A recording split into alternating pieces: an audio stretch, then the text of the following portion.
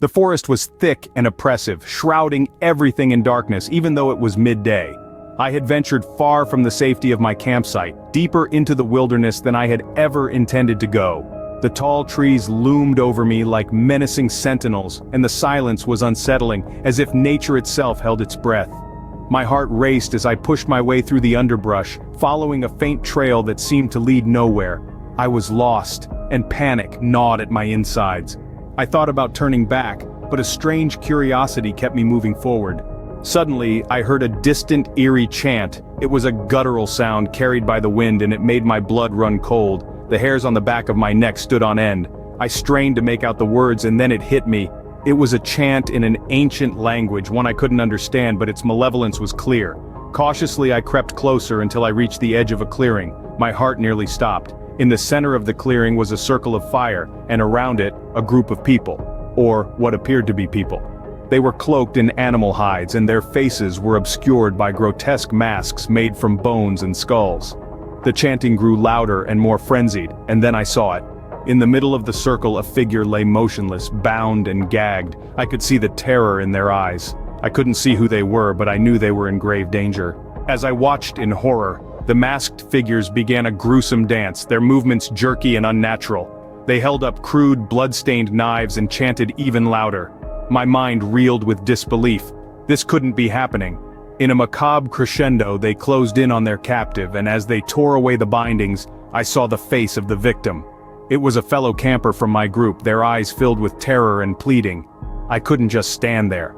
Panic and desperation gripped me as I tried to decide what to do. Should I rush in and try to save my friend, or should I flee and get help? Before I could make a decision, one of the masked figures raised their knife high and the chant reached its horrifying climax. I had to turn away, unable to bear witness to what was about to happen. I retreated through the forest, my footsteps heavy with the weight of the unspeakable horrors I had seen. The forest swallowed my screams, and I knew that I had stumbled upon a nightmare that no one would ever believe. The valley, hidden away from civilization, was the domain of a cannibalistic cult, and I had been an unwitting witness to their sinister rituals. That day, I escaped with my life, but the memory of the cannibals in the forest would forever haunt my nightmares.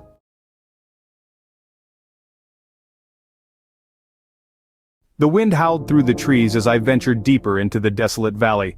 The sun was setting, casting eerie shadows that danced upon the twisted branches, creating a sinister ambiance. I couldn't help but shiver despite the warm, thick jacket I wore. It had been a foolish idea to explore this remote place, but curiosity got the best of me. My friends had always whispered about the legends of this valley, tales of a hidden clan of cannibals who resided here, far away from the prying eyes of civilization. They said these cannibals were like ghosts, appearing only when darkness blanketed the land. The valley's silence was deafening, and an ominous feeling clawed at my insides. The trees seemed to whisper, and I was sure I heard my name among their chilling murmur. My heart raced as I continued along the overgrown path, leading me deeper into the heart of darkness. Then, in the distance, I heard the faint sound of drums, tribal rhythmic beats that sent a shiver down my spine. I couldn't see the source, but I knew I was getting closer to the heart of the valley where the cannibals were said to reside. I stumbled upon a clearing, and there in the flickering light of a fire I saw them. Cannibals indeed, just as the stories had warned. They were draped in tattered, blood-stained clothing, their faces smeared with dirt and gore. They chanted and danced, their eyes gleaming with an eerie hunger that went beyond the need for food. My heart pounded in my chest and I realized I had to retreat, to escape this valley of horrors. But as I turned to leave, a twig snapped beneath my foot, echoing loudly in the silent night. The cannibals' heads snapped in my direction, and they locked their hungry eyes upon me. With an instinctual burst of adrenaline, I sprinted through the underbrush, not daring to look back. The night was a blur of fear and desperation. I could hear the pounding of their footsteps behind me, getting closer with every stride. I knew I couldn't outrun them forever. My breath was ragged and my legs ached. Just when I thought I was doomed, I stumbled upon a narrow gorge, and without a second thought, I leaped down into it. My fall was long and painful, but when I finally landed at the bottom, I realized that I had escaped the valley. I had left behind the valley of cannibals, and for the first time I dared to look back. There, on the edge of the gorge, I saw them, the cannibals, their frenzied hunger burning in their eyes. They chanted and cursed, their voices filled with malice. They couldn't reach me now, but they were still there, lurking in the shadows, waiting for another unfortunate soul to wander into their valley. As I stumbled back to civilization, I knew I would carry the memories of that night with me forever. The Valley of Cannibals was real, and its horrors would haunt me in my dreams, a chilling reminder of the darkness that exists in the hidden corners of the world.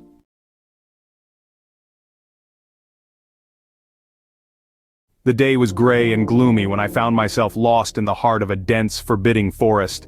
The air was thick with an oppressive silence that seemed to choke the very life out of the woods. The trees towered above me, gnarled and twisted, like monstrous sentinels, their leafy canopy blotting out the weak sunlight. The whispers of the wind through the branches sounded like hushed threats in my ears, feeding my growing anxiety. My only guide, a traitorous compass, spun wildly, its needle refusing to point north. I was utterly alone, swallowed up by the forest's unending expanse. The weight of my backpack pressed heavy against my shoulders, a constant reminder of my isolation. My heart pounded in my chest, each beat echoing the ticking clock of my predicament. I pressed on, my boots crunching the fallen leaves beneath, the weight of my backpack reminding me that I was alone and far from help. Then, as I trudged forward, a foul stench filled the air. It was a smell like no other, pungent and vile, turning my stomach in knots.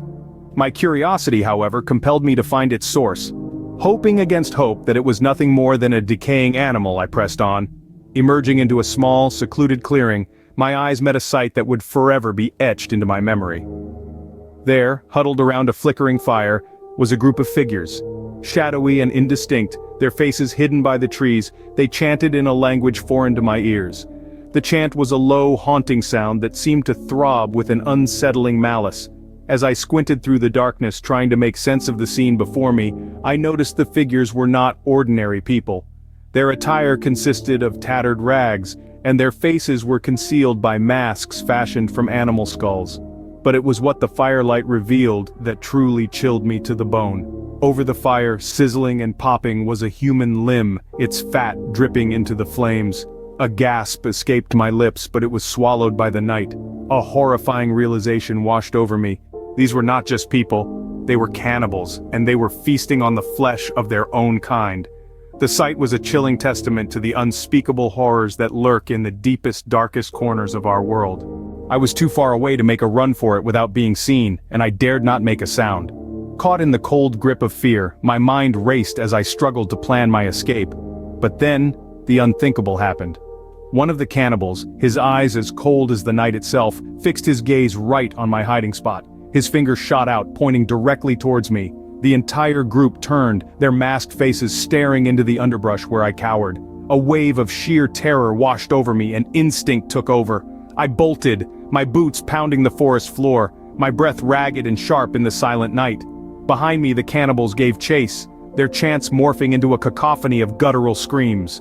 The forest, once silent and eerie, now echoed with the sounds of the hunt. The underbrush snagged at my clothes, the trees seemed to close in around me, but I pushed on, driven by the primal urge to survive. The chants grew louder, the footsteps closer. My heart pounded like a drum in my chest, each beat a desperate plea for salvation. Somehow I managed to evade their grasp. The forest swallowed their screams, their chants fading into a distant echo. I broke free from the tree line, the lights of civilization twinkling in the distance. I was safe for now.